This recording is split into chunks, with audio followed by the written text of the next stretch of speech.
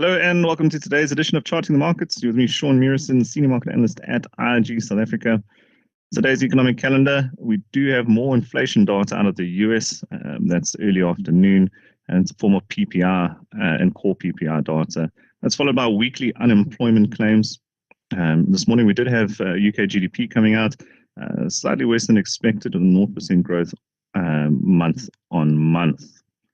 Looking at some charts, and starting off with the dollar index, the US dollar index, our decision to keep with that downward trend and keep trades with that downward trend has worked out quite well over the last couple of weeks.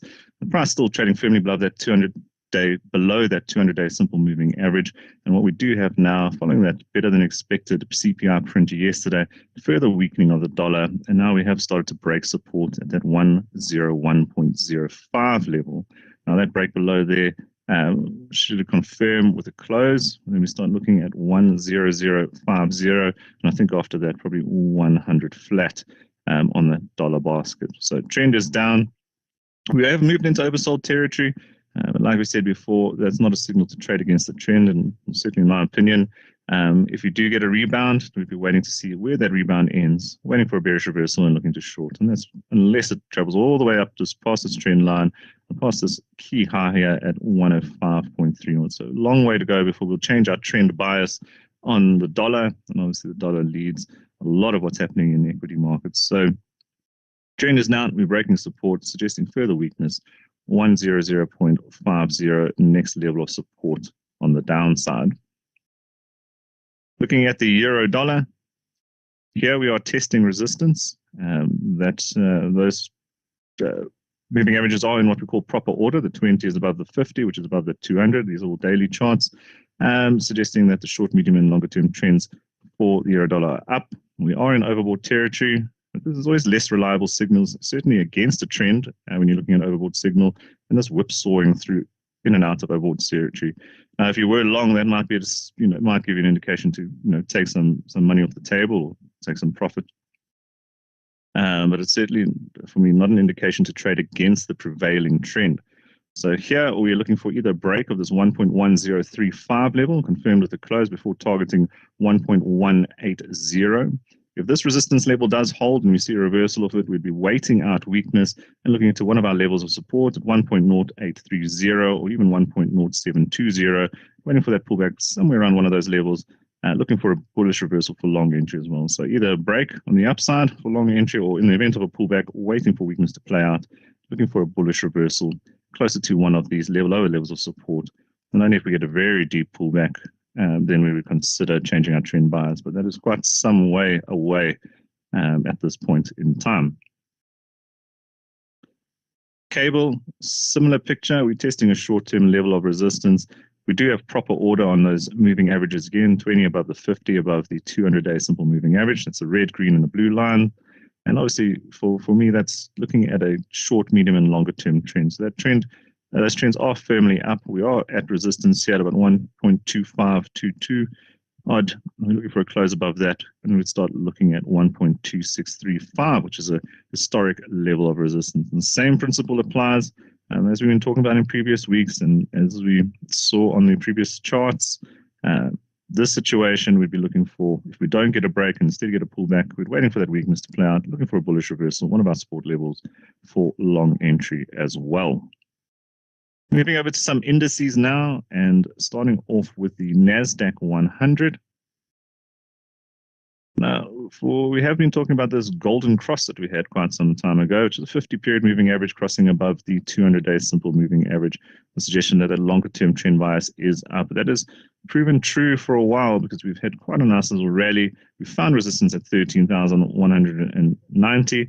And we have started to drift lower since then. So we are, at the moment, in a pullback from overbought territory. It's a bit of a grind. When we contextualize this pullback, you look at this candles all moving slower, low, relative to the sharp and aggressive move higher. So still consider a long bias to US tech or the NASDAQ 100.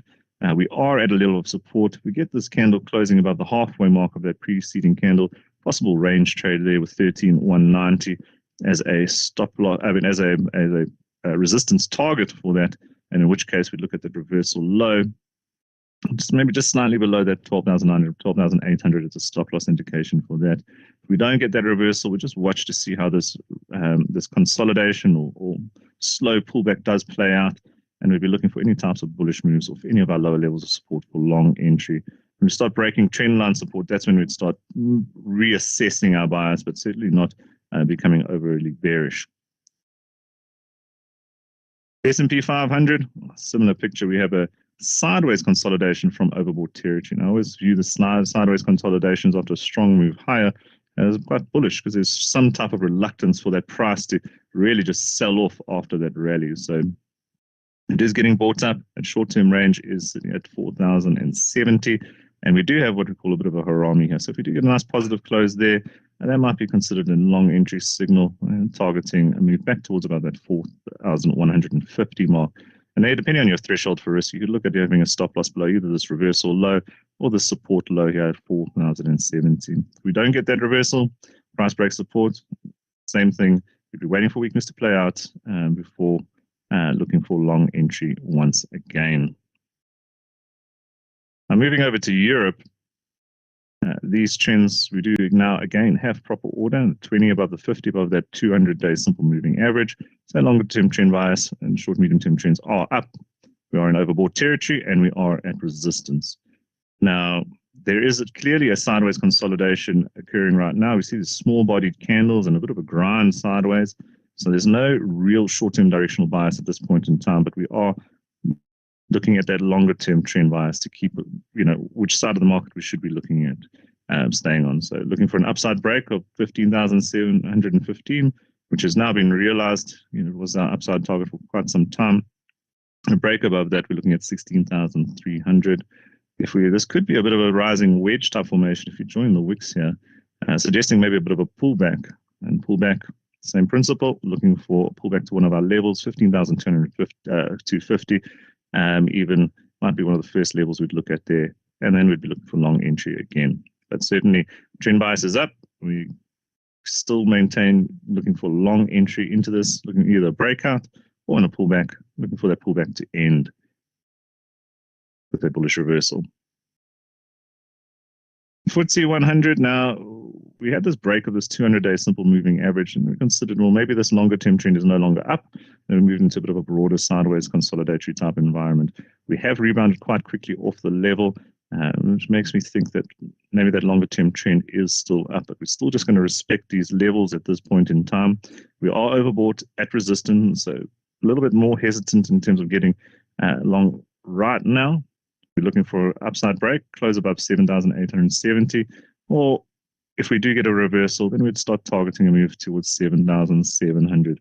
Now, this context, if we do consider a consolidation or a sideways range-bound environment, that might be considered a short entry signal targeting 7,700, and using that reversal high as or that resistance high at 7,870 as a stop loss indication. If we do get a break above that, though, we'd consider long entries trailing a stop below a 1-day low or 1 or 2-day low, depending on the size of those candles. But just how you view it is a tricky one right here on the FTSE 100. Is this longer term trend up now, or are we actually moved into a broad sideways range-bound consolidation type environment?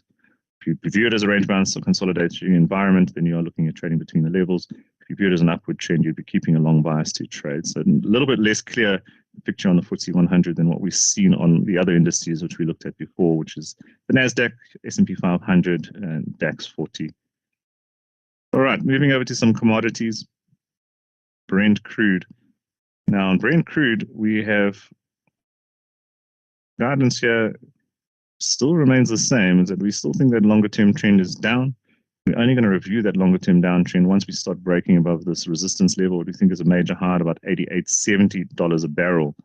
Up until that point, we've been looking for reversals for short entry signals. Now, we had that surprise OPEC cut, which saw that nice big jump in oil prices. Then we've had a bit of a consolidation. Now we are moving higher again as well.